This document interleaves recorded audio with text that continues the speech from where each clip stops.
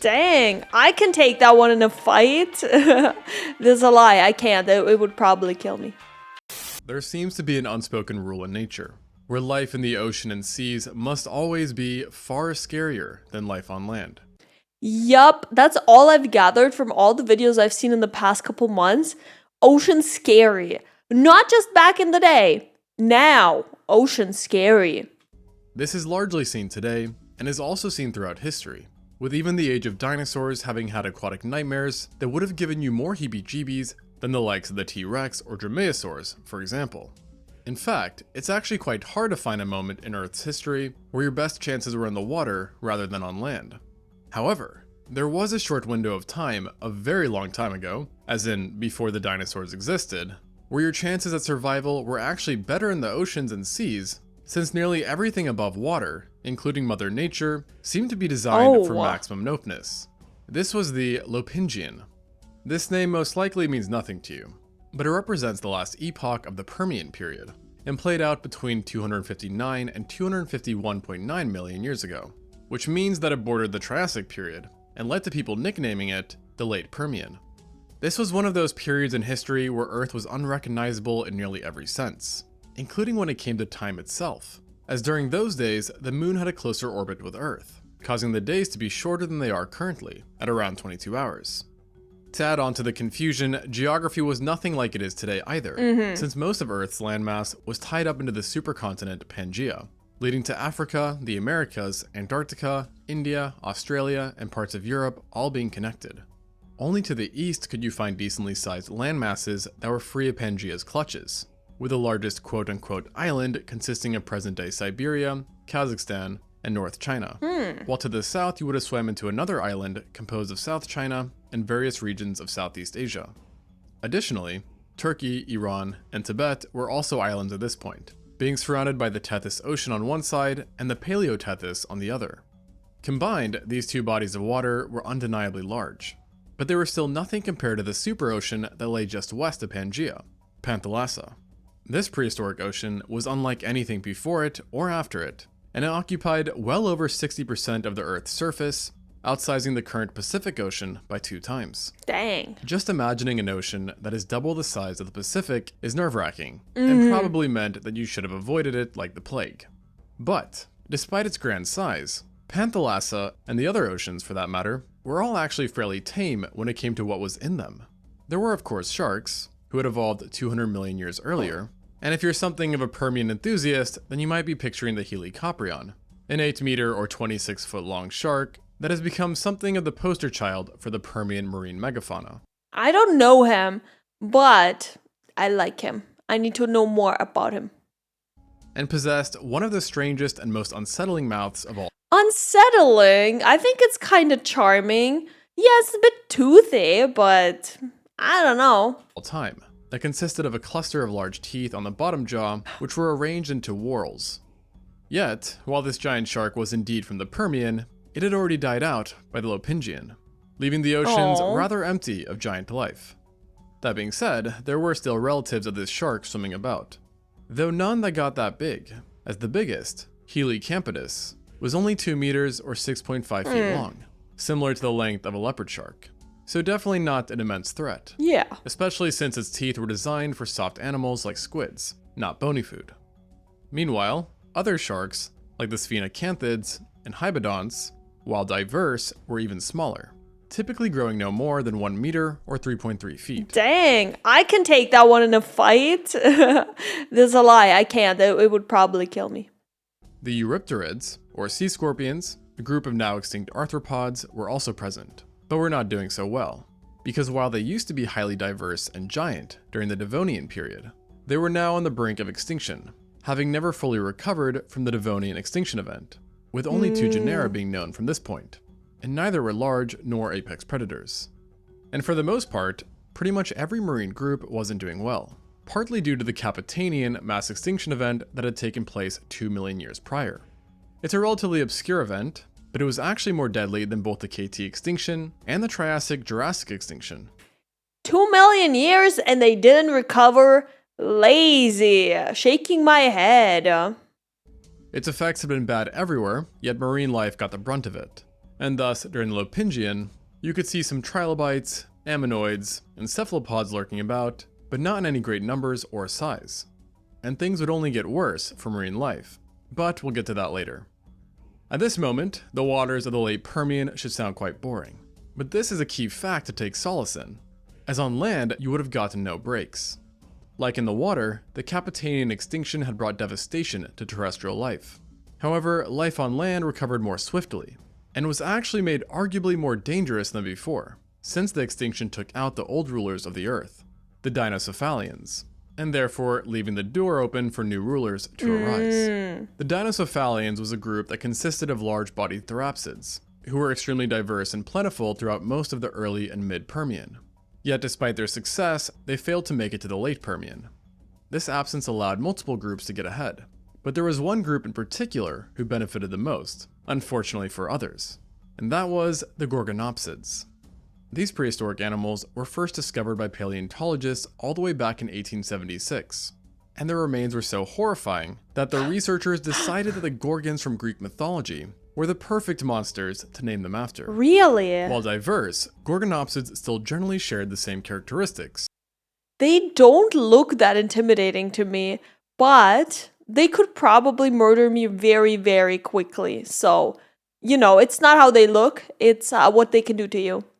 Which included deep-set teeth, Yep. parasagittal gaits, long narrow skulls, and razor-sharp elongated incisors and canines, making them among the first saber-toothed predators to evolve. This presence of saber teeth made them look a bit like saber-toothed cats, such as the Smilodon, and their bodies were superficially similar too. But these killers were neither cat nor feline. They weren't even mammals, as a matter of fact. Instead, they appear to have been therapsids, like the Dinocephalians before them, who were more closely related to mammals than reptiles, but still were not mammals.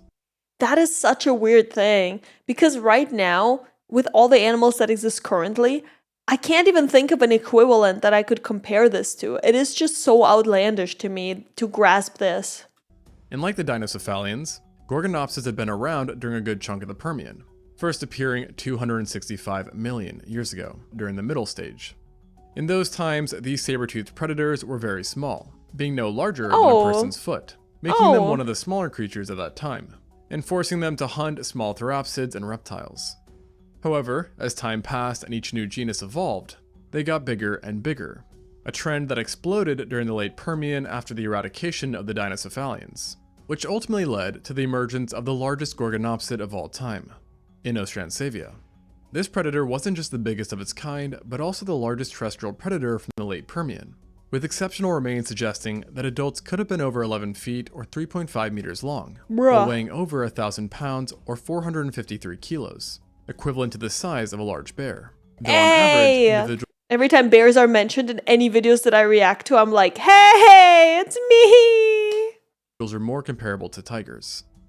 In addition to being much larger than most Gorgonopsids, the Inostrancevia was also built different, as it possessed extremely sturdy long limbs, which made it both durable and surprisingly fast, allowing it to outpace a myriad of medium to large-bodied herbivores, which once caught were in for an absolutely terrible time, as the Inostrancevia possessed elongated post-canines and supersized upper canines that were 15 centimeters or 6 inches long, making them among the largest teeth seen in non-mammalian therapsids. In addition to being lengthy, the weapons were curved and finely serrated, allowing them to easily slice through flesh, massive blood loss and causing catastrophic damage to vital organs. It feels like these guys are really built to be the ruler. Like, yeah, they look a bit weird, but they're fast and they're fucking dangerous. But despite clearly being lethal, it's not 100% sure how the Inostrancevia hunted, with the two schools of thought being that it either used tactics similar to what is seen in Smilodons, i.e. taking out the necks, or it would do something similar to a bite and run, letting accumulated blood loss and shock take a toll over time. Regardless, neither are fun ways to go. I just think the expression bite and run sounds so funny. So you definitely do not want to run into this apex predator. Yeah. Which was also a very hard challenge for animals back then, as Inostrancevia achieved a widespread range that included now parts of Africa, Asia, and European Russia. This saber-tooth also appears to have been very adaptive, as it routinely popped up in a multitude of very different biomes, such as warm floodplains in South Africa, or cold arid deserts in Russia, where relief was only found in the occasional shallow lake and thin forests, which consisted of Peltispermacean, the dominant flora of the late Permian. It's because it lived in these cold deserts that some paleontologists think that it may have had fur as well. Yet this idea is still unconfirmed. Now, having one giant gorgonopsid prowling both hemispheres of the Earth would have been bad enough. But the late Permian was home to many more than just the Inostrancevia, with dozens of other species of gorgonopsids being known of, many of which lived in the European part of Russia as well, including the smaller Pravoslavlevia and the medium-sized Suchogorgon, resulting in gorgonopsids having a complete dominance over many ecosystems where herbivores, no matter their size, had a gorgonopsid as their main predator, and also making Permian Russia one of the last places you'd want to visit. Although, it was actually much worse down in South Africa, where a whole subfamily of giant gorgonopsids had independently evolved alongside the Inostrancevia, and they were the Rubiginae. While the Inostrancevia was the largest single gorgonopsid of all time, the Rubiginae were on average the largest family, and were distinguished by robust skulls, the lack of a parasphenoid bone, frequent tooth replacement, and the possession of deeply serrated teeth that were likely even better for cutting than those of the Inostrancevia. They were fairly stocky too, with some coming very close in size to the Inostrancevia, as demonstrated by Rubigia atrox, a species of gorgonopsid who resided within what is today South Africa and Tanzania, where it sometimes grew to be 10 feet or 3 meters long. This body size alone made it an apex predator, but what was really impressive and menacing was its skull, as it took up over 15% of an individual's total body length. Bro looks muscular AF. What a unit. And not to mention that recovered skulls were also extremely thick and had signs of skull bossing, which are bony protuberances that indicate that this predator was made to bite and grapple with powerful large prey.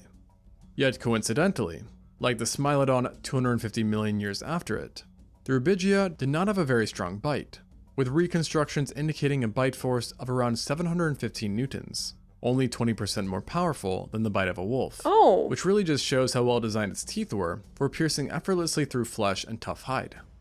Like the Inostrancevia, the Rubigia would have been able to alter entire ecosystems by its lonesome. Yet sadly for all, it was almost never alone, as indirect evidence suggests that it routinely coexisted with other members of its subfamily. I don't know if it's sadly for all, if that thing had altered ecosystems back then. But definitely sad for them. It consisted of 9 genera, all ranging in size from medium to large. And if this wasn't bad enough, it's now thought that it coexisted with Inostrancevia too, since both had a presence in late Permian South Africa. Given their similar size and fairly similar builds, the two most likely shared the same predatorial niche, likely leading to frequent conflict. Makes sense. And that all goes to say that this truly was the planet of the gorgonopsids. Hi guys, if you're enjoying this video, don't forget to like and subscribe. Thank you! And their dominating presence on land made water a definite safer choice. But just to really prove the point, I should also mention that the late Permian was home to many other predators too, that were nightmarish within their own right, with the most notable examples being the Therocephalians. In an emerging trend, this clade was once again Therapsids, and originated during the Middle Permian, although, unlike the gorgonopsids, they had not achieved such large sizes in this time. Although they were equally widespread, and actually more diverse, with species being found across Russia, Antarctica, Africa, and China. A small handful were even herbivores, but the vast majority were predators. So they were like tiny versions, and still dangerous, I imagine. Looks like they also had these really sharp teeth, so yeah, probably not a nice fella to hang around. Who actually could have been confused for gorgonopsids to the untrained eye, as they too had relatively large skulls and similar body plans.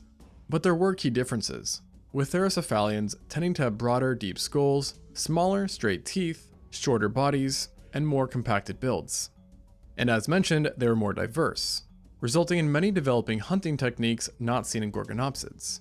And there were even a chance that a couple, namely the dog-sized Ichibengops and Eucymberzia, were venomous. Which, if accurate, would make them the first tetrapods to have evolved venom. Wow. You also had ones that are often interpreted as being semi-aquatic creatures, like the ExtinctZoo, while others were fully terrestrial, hunting. So basically everyone was like, hey, let's copy each other's homework. And then they had the same looking build, but then they specialized into different stuff.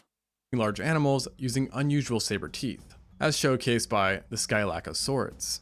But of all the therocephalians, the one who stood out the most was the Mascarinus, a jaguar-sized predator with a lion-sized head that was equipped with numerous very sharp conical teeth. Its disproportionately large head suggested a fairly strong bite, and paleontologists think that it hunted prey by pinning them down with its powerful forelimbs, before dealing out damage with its razor-sharp teeth and powerful jaws. And to further its legacy, fossil records show that Mascarinus was among the most abundant therocephalian during the late Permian, and one of the only non-gorgonopsids to have achieved apex predator status, perhaps even replacing gorgonopsids in certain environments. But interestingly enough, while not as successful as Mascarinus, there were bigger therocephalians. To be honest, seeing these images, I could probably not even tell them apart. Including the Megaweitzia, a 3-meter Oh, or God. 9-foot-long distant relative of the Mascarinus, who prowled European Russia during the first half of the Lopingian. To date, it is the largest known therocephalian, and based on coprolites, aka fossilized feces, we know that it likely fed upon large dicynodonts, which it might have killed by using venom. Specifically, some studies on its skull seems to suggest that in life it had a venom gland, and possibly multiple venom ducts, that would have delivered fatal amounts into prey while biting them. However, because remains from its prey tend to be in poor condition, this claim is not fully accepted by the paleontology community. I think it's so interesting how paleontologists will find a fossil that is super old. Like, to my eyes, it just looks like dirt. And they find out these super detailed things about it. That is so cool to me. By this point, the late Permian should come across as a hectic place, with therocephalians and gorgonopsids running about. Yeah. But even they were not the entire iceberg, since there were still a bunch of other carnivores, all very distinct and unusual in appearance. For starters, you had the superficially croc-like proterosuchids, who were slender but could still be rather large, and were equipped with giant needle-like teeth. Unlike the previously mentioned carnivores, this group were reptiles, and were either terrestrial or semi-aquatic hunters who were found on every continent besides Antarctica and North America. Then there was the Croniosuchia, who were again superficially croc-like, but had extensive armor along their backs as well. I mean, we know that crocs evolved ages ago, so the croc build is actually one that is just super good for survival, I think. Perhaps to help protect against attacks from large therapsids. Members of this group could be quite different, and were sometimes fully terrestrial, and other times semi-aquatic. And while they were usually no larger than a monitor lizard, some genera, like the Uralurpton, could get quite sizable, specifically in European Russia, where specimens grew to be the same size as female American alligators. Amphibians, or rather primitive amphibians, were also present and thriving on Pangaea, and were honestly the biggest reason why an animal should be wary around fresh water, as many evolved to be specialized ambush hunters that opportunistically fed on anything they could catch in the water, or anything that ventured too close to the water's edge. Of the numerous families that existed, arguably the most lethal to human-sized prey were the Rhynsuchidae, a family of tetrapods from which living amphibians likely descended from. Each species had 4 limbs, a fairly long tail, and body shapes akin to that of giant salamanders or crocodilians. Ah, okay. The largest member you could find in a body of fresh water was the Uranosentrodon, a 13-foot or 4-meter behemoth that resided in South Africa, along with our friends the Gorgonopsids and Therocephalians. Talk about a bad place to live. And then in European Russia, that also had its fair share of terrestrial hunters, there were the Archagosauridae, to make up for the missing Uranosentrodon. This was yet another tetrapodal family, but they were more slender and narrow than the Rhynsuchids, but could still get pretty big, with I like their tails being so thick. certain genera, like the Melosaurus, reaching 10 feet or 3 meters from head to tail. With so much going on, it's hard to believe that herbivores even managed to survive. But they sure did. And across large swathes of Pangaea, you would have stumbled into an array of dicynodonts, cynodonts, captorhinids, and parareptiles. And what can we see? They all have a similar build even to the carnivores. I guess at that time, this build was really, really OP. This like stocky, buff build. Compared to the carnivores, herbivores were actually more diverse and had developed many tools to survive. One of the more famous herbivores was the Lystrosaurus, a badger to pig-sized dicynodont. I heard of Lystrosaurus. Was it in Ark Survival Evolved as one of the guys you could tame? Like one of, well, You could tame everything in Ark. But you know what I mean, one of the easy to tame ones. Ynodont, that was one of the most abundant animals around. It had a rather odd build, but it was not to be underestimated, as it sported powerful forelimbs and tusks that it may have used to dig deep burrows that granted much needed protection. And interestingly enough, the art of digging seems to have been relatively common, as totally separate groups, like the cystophalids, also learned to burrow, using their broad skulls to displace large amounts of dirt. Then on the opposite side of the spectrum, you had the prehistorics that took a different route and became armored tanks, kind of similar to ankylosaurs, minus the clubbed tails. Specifically, species in this clade often had large bony scutes that were set into their skin, and had highly ossified, dense, heavy bones that provided additional protection. Well, yeah, if all the carnivores in your freaking area are gonna be super dangerous with these sharp ass teeth, you better have good armor, right? They were also among the largest, if not the largest, late Permian animals to have lived, with the most famous member, Scutosaurus, having weighed over 1.2 tons and being similar in length to large gorgonopsids. At this weight and given its frame, Scutosaurus was a slow-moving animal that relied on its armor to survive. And in its case, its defensive capabilities were further boosted by spikes that adorned its skull, and muscles that were so dense that they were basically impenetrable. This specific genus was only found within European Russia, but as a family, the prehistorics had a global distribution.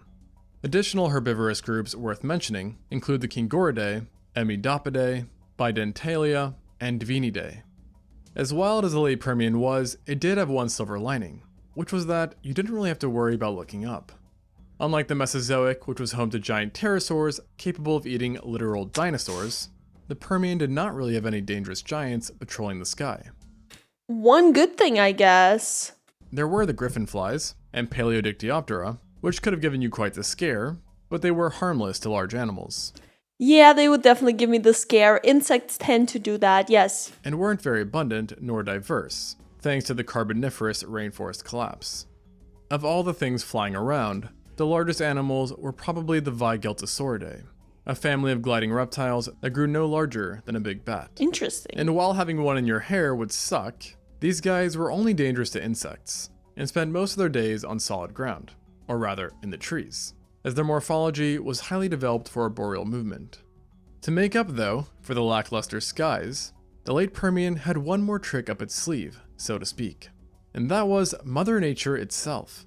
If you've been following along, you may have noticed that life seemed to be mostly concentrated in a handful of places, mainly European Russia and Africa. This was because large chunks of land were borderline uninhabitable, with estimates suggesting an average temperature of 35 Celsius or 95 degrees Fahrenheit, making it twice as hot as the present. Yeah, and they didn't have ACs back then. It's awful. This oppressive heat contributed to severe aridity that plagued the supercontinent, and resulted in absolutely massive deserts near the equator where life was fairly devoid. To make matters worse, to the north you had the Central Pangaean Mountains, an extensive mountain range that spanned across the entire horizontal length of the continent, and creating areas that were prone to severe droughts. To put this into perspective, if such conditions popped up in the present, life would take a serious downturn. And the crazy part is that this nightmarish climate was rather tame for the late Permian, because if you stick around long enough, until approximately 252 million years ago, you would have witnessed the Earth turn into an apocalyptic wasteland, thanks to the late Permian extinction, otherwise known as the Great Dying, which is a fitting name considering it was Earth's worst extinction event of all time. It is commonly believed that this doomsday event started from the eruption of the Siberian Traps, or rather was caused by the eruptions that created the Siberian Traps, a large region of volcanic rock in Siberia that's about the same size as Western Europe. These eruptions are unlike anything ever seen by humanity, and decimated the entire planet, causing lava flows a kilometer or 0.6 miles thick, and spewing out enough carbon dioxide and sulfur to heat up the surface even more. Damn. In some places, it's thought that the average temperature year-round would have risen to be the same as the average temperature of Death Valley during its hottest month. And if you somehow had supernatural heat resistance, you still likely die from choking on the constant spewing of different gases that led to a drastic drop in oxygen, leading to numerous hypoxia events. And just in case you needed any more evidence that this time was seriously messed up, then also know that some studies report that these volcanic eruptions caused significant damage to the ozone layer, which may have increased ultraviolet radiation by over 5,000% in some Wow. parts. Debates linger on how long these effects lasted, but we do know that by the end of them, the Earth was a very different place, with 57% of all biological families and 83% of genera having gone extinct. For comparison, while more abrupt, the KT extinction, which killed the dinosaurs, only killed off about 17% of biological families. Oh, wow. And despite how bad things got on land, life in the water actually suffered even more, due to increased water temperatures and acidification. Wait, so the water wasn't that much better. Well, honestly, I think any extinction event is bad for anyone living on Earth. So, at that point, it doesn't matter whether there's dangerous predators underwater or on land. Extinction event is gonna fuck us all.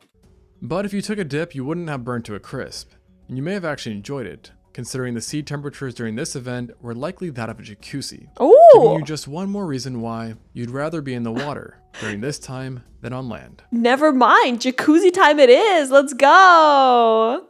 That was really cool. What fascinated me was that all the animals seem to have a very similar build to each other, which must be just them adjusting to each other for maximum survival. Like the guy who had a ton of like super bony and thick muscles just so he couldn't be eaten. Oh, to be a fish during that time period. I hope you guys enjoyed. Thank you so much for watching. I'll see you in the next one. Bye bye.